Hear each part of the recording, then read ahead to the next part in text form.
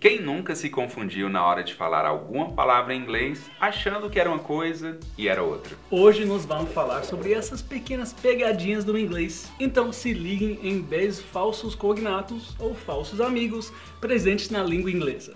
Mas antes, eu sou o Scott Lowe.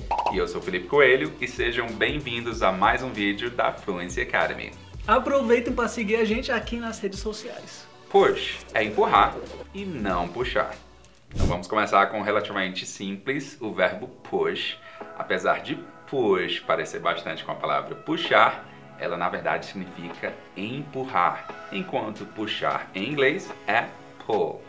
Então quando uma placa pede para você push the door, você simplesmente a empurra, senão você vai realmente puxar. Você não vai reclamar que a porta está emperrada, né, Scott? Push também pode significar apertar, como por exemplo, apertar um botão. Então se pedirem para você apertar um botão em inglês, não vá querer puxar ele do lugar. Novel é romance e não novela. Romances geralmente são referenciados a livros com tramas dramáticas ou envolventes e no inglês chamamos de novel. Tanto que há vários tipos também de novel dentro da língua, como light novel, que é um livro mais curto, graphic novel, que se refere a HQs, visual novel, que são jogos baseados em texto e afins. O que eu acho curioso, também um pouco confuso, como estrangeiro, é que aqui no Brasil agora tem romances e também tem novelas, mas antigamente parece que era chamado de novela de romance, que eram os livros, né? Mas, como as telenovelas em espanhol começaram a ficar mais popular aqui no Brasil, passaram a ser chamados de novelas e os livros ficou com esse nome romance. Enroll é se matricular e não enrolar. Então, se você pedir para uma pessoa parar de enrolar em alguma atividade ou enrolar em massa, não vai querer pedir para ela se matricular do nada, né? Enroll é o verbo utilizado para se referir a uma matrícula ou se candidatar para alguma causa ou lugar. Mas enrolar pode ser utilizado como roll se for se referir à ação literal, enquanto enrolar no sentido de atrasar ou se atrapalhar tem vários termos, mas o mais comum é stall, ok? Inclusive, caso vocês estejam interessados, sintam-se à vontade para enroll nas nossas aulas. As matrículas continuam abertas. E agora, lunch é almoço, não é lanche. Se bem que até que dá para lanche ser o seu lunch nos Estados Unidos, sei lá, porque a cultura lá é diferente. Às vezes é só uma barrinha de cereal, só uma saladinha, mas lá, para falar de fato de almoço, a refeição é o meio-dia, a gente fala lunch, que não é lanche, que seria snack. Mas pra gente o almoço de vocês é um snack pra gente, então eu acho que fica lanche mesmo.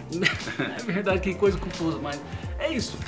Um erro que eu vejo muito, assim, de brasileiros é falando let's lunch, né? Como se fosse um verbo, porque a gente tem o verbo almoçar. Almoçar. Né? Então, como é que falaria vamos almoçar em inglês? Let's have lunch, ou let's go to lunch, vamos sair para almoçar. Let's have lunch. Let's go to lunch. Então é isso. Almoço, lunch. Lanche, snack. Costume é fantasia e não costume. Essa é interessante porque as duas palavras são exatamente iguais em questão estrutural, que aumenta ainda mais a confusão. Mas sim, gente, costume em inglês é habit ou custom, a segunda palavra usada de maneira mais tradicional. Então, se quiser apontar uma atitude ou um costume de uma pessoa, é só usar uma dessas palavras para isso. E aproveitando ainda mais essa seção, fantasia em inglês não é fantasy, aquela fantasia de carnaval, mas sim costume. Fantasy é o gênero em si da fantasia, onde há criaturas místicas e cenários mais imaginativos, entendeu? Então, se você quer dizer que vai comprar uma fantasia, você usa costume nesse caso. Pensando aqui na confusão da pessoa falar que tem o costume de comprar fantasias em inglês. I have the custom of buying costumes. Até eu fiquei confuso agora. Parents é pais, não parentes. Praticamente o clássico dos falsos cognatos. Se você se referir a algum tio ou avô como parent, você está cometendo um erro. Parents se refere exclusivamente a pai ou mãe. é um termo sem gênero que você pode utilizar no lugar de dad ou mom. Se quiser se referir a algum parente em inglês de maneira geral, caso tenha dúvida, a palavra a ser usada é relative. Uma pequena tática para se lembrar é pensar em relação familiar. Se bem que tecnicamente seus pais são sim seus parentes também, então não tá tão errado. Mas parents é pais, parentes, relatives. Agora outro exemplo clássico que pode até causar problemas se errar. Pretend é fingir, não pretender. Pretender seria plan to ou intend to. Ah, então intend também não é entender. Também não. Beleza, então pretend é fingir. Então quando você está fingindo que você vai fazer alguma coisa, você fala pretend. Por exemplo, can you pretend that you are a monkey? Não. Então, Scott, eu já vi você pretending que você é de Rondônia. Entendeu? Fingindo que eu sou de Rondônia, isso, mas de fato eu sou, né? Mas, por exemplo, como é o sotaque de Rondônia? Você não sabe, então eu sou de Rondônia. I'm pretending right now, eu tô fingindo agora. É que vocês não sabem. Eu não percebi o sotaque não, de Rondônia. Então, para deixar claro, pretend é fingir. E você pretender fazer alguma coisa é to intend ou to plan. Então, por exemplo, se você chega na imigração e você fala que você está pretendendo ficar por 10 dias, não vai falar pretend, porque aí vai dar problema na imigração. Fabric é tecido e não fábrica. Então, se você está aprendendo inglês, escutou fabric vindo de alguém quando o assunto não tinha nada a ver com fábrica, é bastante normal também. Fabric, na verdade, significa tecido em inglês e pode também vir acompanhado de tipos de tecido que nem em português. Isso pode ajudar na hora de reforçar bem, como por exemplo, cotton fabric ou polyester fabric.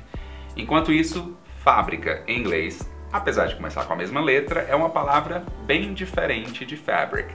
Fabric vira factory em inglês. Aproveitando, até o verbo fabricar é diferente em inglês. Apesar de fabricate ser utilizado para certos momentos, geralmente você vai usar o verbo manufacture. Lecture é palestra ou aula, até sermão, mas não leitura. A palavra definitivamente lembra leitura, que em inglês, no caso, seria reading. Se a pessoa está falando I'm tired of this lecturing, significa que ela está cansada de ter alguma aula ou da pessoa está enchendo o saco dela com algum sermão, não é isso?